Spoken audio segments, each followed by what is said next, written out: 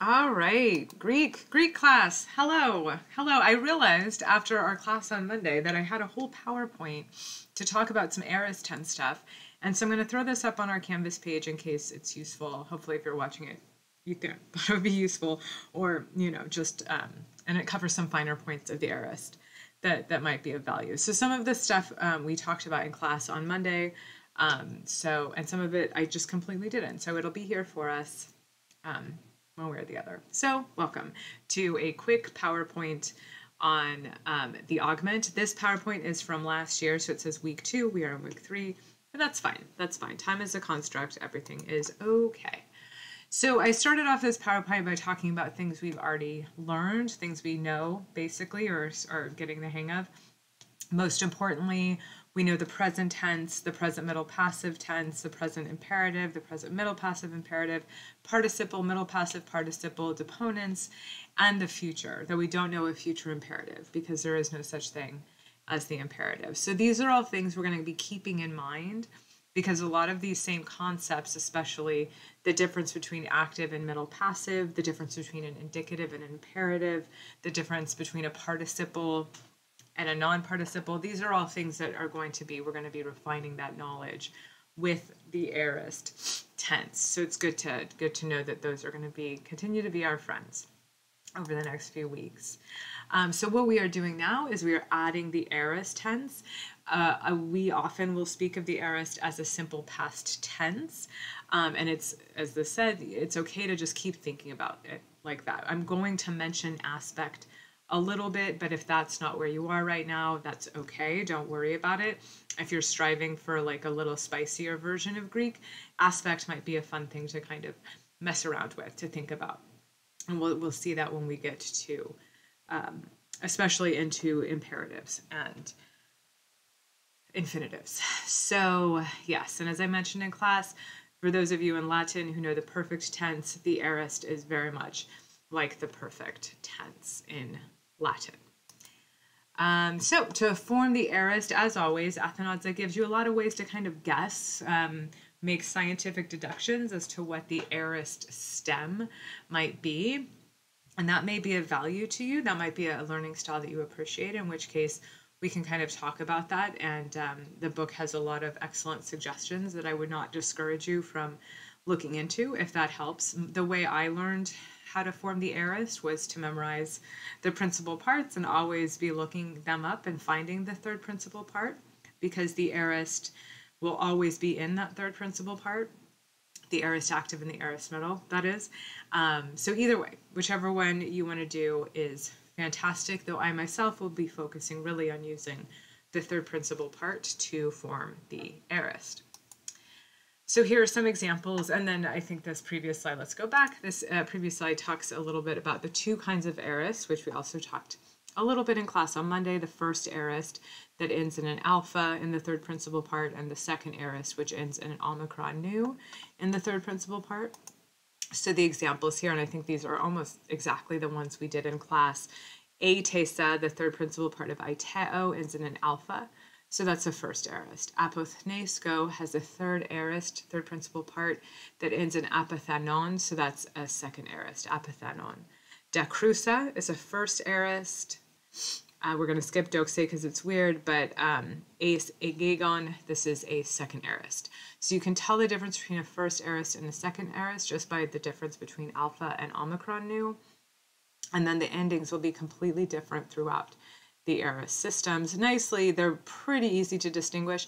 You might be asking, is there any difference in sense between a first aorist and a second aorist? Nope. It's just a difference in endings. So it's not too dissimilar actually from deponent endings versus active endings, the way we've been learning our present and future systems, just a different set of endings. So this is an elaboration on those examples, explaining which one are first aorist, apothnesko, classic second aorist. There was a student last year in Greek who loved the word classic. He just constantly said classic, and so I think that's in these slides a lot. And then here's this little explanation of adoxen, which is the third principal part of doke. This is a really interesting and important verb, and we're going to be talking about it at length later, but it kind of really does its own thing. So we don't have to worry too much about doke, and then edoxa for the minute. We'll get there. And then, so as I've mentioned, this particular part of the chapter, the first half of chapter 11, focuses on the second aorist. So we're going to quickly talk about that, how to form the second aorist. But as this slide is at pains to say, will be good kind of now on to kind of, though I'm never going to really ask you to memorize all the principal parts, it's good to look into the principal parts and try to familiarize yourself with them, mainly because reverse engineering, going from an aorist back to the first principal part is a really, actually, let's talk about this in class. I'm going to kind of slip over this slide, but this slide kind of briefly outlines one of the big problems we're going to be encountering moving forward, which is that when you see a perfect tense verb, an aorist tense verb in the text, like el labon, you're going to somehow have to figure out how to get to lambano, which is the first principal part, which is where the dictionary entry is. So that's a struggle we're going to have to talk about together, and we'll figure it out. The real crux of the issue now is, of course, the internet, which makes these things much easier. So we'll talk about it. So anyhow, but in forming the principal parts, in forming the second aorist, so it's very similar to how you already know how to form the present and the future. You would just take that third principal part, drop off the the omicron nu, and then add your aorist endings. So el labon, el labes, el laba, el labomen, el labes, el labeta, el labon. It's the same process of conjugation that you surely did when you learned the present active indicative, present deponent indicative, etc. It's just finding the stem and adding the endings. Fortunately, the endings are pretty, they follow a basic pattern that's similar to what you know. So here's an example of a conjugated second aorist active verb. Our first principal part is lepo, the verb meaning I leave. The third principal part is actually el lipon. That's what you would find in the dictionary.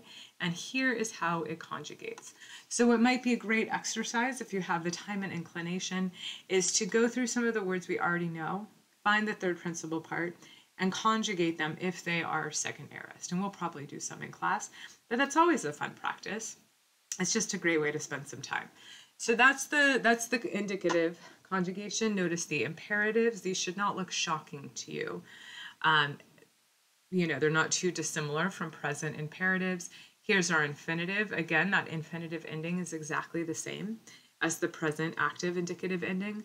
And our participial endings are exactly the same as the participial endings you already know. You can never tell the difference between an aorist and a present by looking at the endings because they're essentially the same. You can only tell by looking at the stem.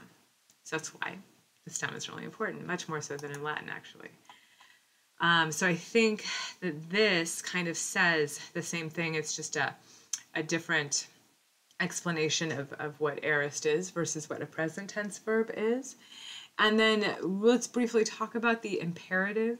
So this is where the aspect thing comes into play, right? Because an imperative verb, a command, is always essentially present tense. When you yell at someone to, be happy or do the dishes, that's present, that's one tense. You can't put that into a past tense or a future tense, which is why we don't have a future tense. So when you see an aorist imperative, it's not changing the tense of the imperative, it's just changing the aspect, which is to say, it makes it a simple action. An aorist imperative is a simple action versus a progressive or an ongoing action, which is what you would see with the present imperative. So if you command someone in the present, you say, praise. I'm thinking of a Latin word instead of a Greek word, but it's fine. If you commanded someone to praise in a present tense Greek verb, it would be like praise every day, It'd be an ongoing action.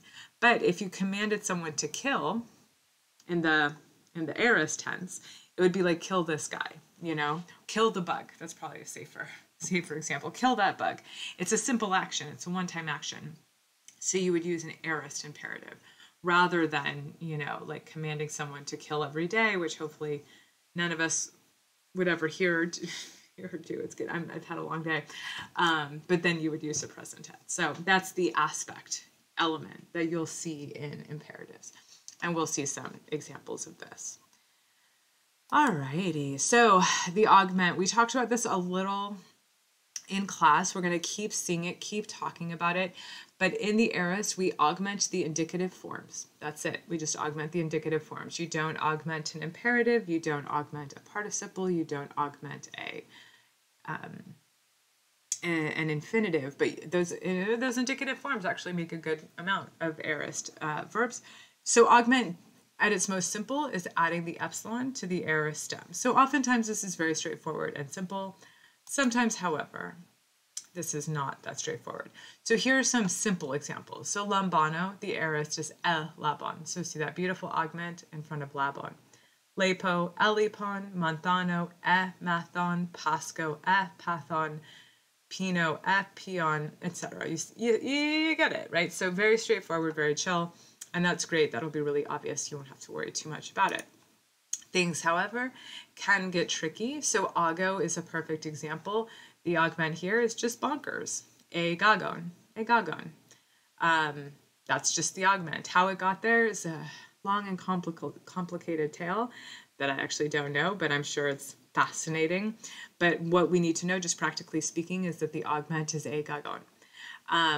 So all of the aorist indicative forms of ago will be built off of this stem, agag. So agagon, agages, agage, agagomen, agageta, agagon. But notice agagon, that's the participial form of the aorist. So and this is a nice thing that Athanaza does, it gives you this form so you know what this verb is unaugmented. So you know that alpha gagon, that's the participle that will also be the imperative. So the imperative would be agaga or agagata. The infinitive would be agagin. So that's there. We'll see a lot more examples of this, but that's what's happening here. I think, are there another example? Oh, yeah. And this is another really great thing. Verbs that start with a preposition, the augment comes after the preposition. So apothnesko is a verb meaning I die. But properly, this verb is thnesko with the preposition apo right in front of it. So rather than augmenting the apo, which is a preposition, it's insane to even think about augmenting that, the word is augmented in the middle. So technically it's augmented after the preposition, but before the verb. But in any case, there's the augment right there in the middle. So apothnesko and apothanumai for the present and future. But when you get into the augment, we're in apothanon territory. So this is where it's kind of nice to just focus on the principal parts because the augment is built in there for you. And then nicely, Athanaza does say what this verb looks like unaugmented. Apothanon, that's the masculine nominative singular participle. Unaugmented. Aphikneomai is another example. The proper verb here is ikneomai. The preposition is af, which is actually just apo in front of a rough breathing mark. So here, aphikneomai and aphigzomai, future, present, they're fine. But here's our aorist, aphikgomein. And notice that this is where the augment is, and it's incredibly subtle. See here, this augment is just a long iota. Short iota, long iota. Wow. Like, I would never be able to guess that, but fortunately, it's just in the third principal part. It's right there for you, and so that's what it would look like. So you can kind of read these things. Again, I hope this just demonstrates, just keep looking at those third principal parts, you know, and that'll really help with this particular thing. And so the final slide here is about how only the indicatives are augmented, and yes, and eventually we'll be learning, you know, subjunctives aren't augmented, aorist, optatives aren't augmented, but yeah, I don't need to worry about that right now. So right now, really just what you're going to be doing is making sure you're really comfortable with those principal parts, really comfortable with conjugating second aorists, and just translating them in sentences. So that's what we're going to be working on, and I'm sure, yeah, it's going to be great. Okay, I'm sorry, this is a little bit spacey of a lecture, but I wanted to make sure I got something out there. I hope you have a great day, and I will see you soon. Okay, bye-bye.